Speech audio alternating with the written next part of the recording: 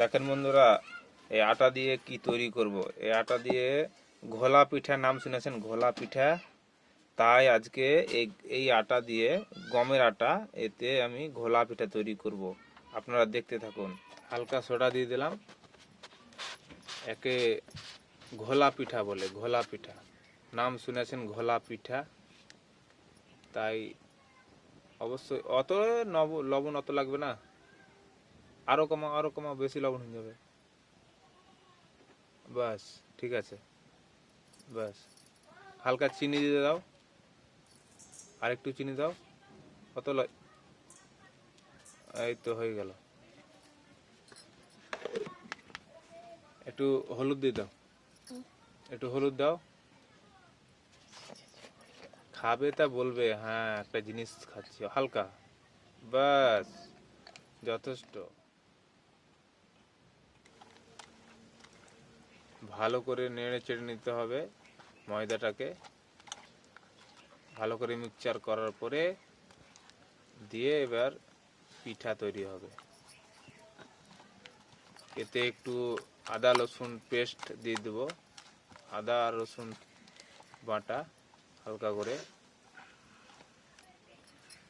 আদা রসুন দিয়ে দেওয়া হলো।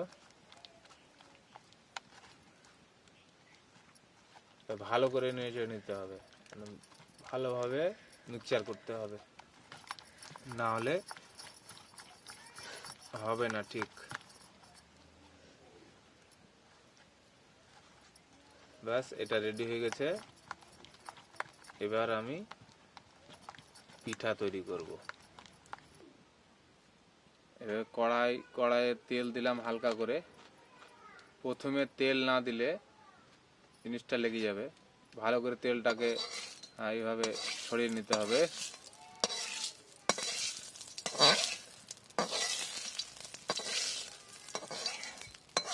বাস, তো হয়ে গেল। এবার তেলটা গরম হয়ে গেছে, এবার আটা ঢালবো। এই তো, দেখো বন্ধুরা, ঘোলা পিঠা কাকে বলে? এর নাম হচ্ছে ঘোলা পিঠা। আপনারা কি পিঠা বলেন আমি জানি না, তবে আমরা বলি ঘোলা পিঠা।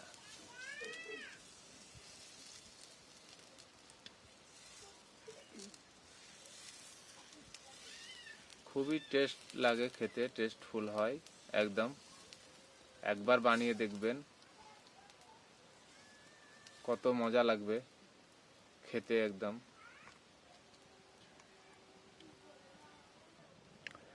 এই তো দেখো বন্ধুরা, ঘোলা পিঠা এই দেখেন এইভাবে তৈরি হয়।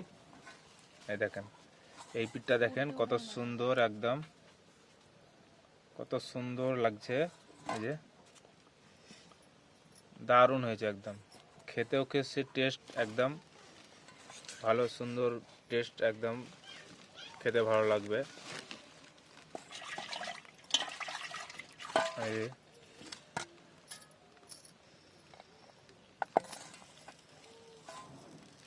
বানিয়ে দেখবেন, তাহলে বুঝতে পারবেন।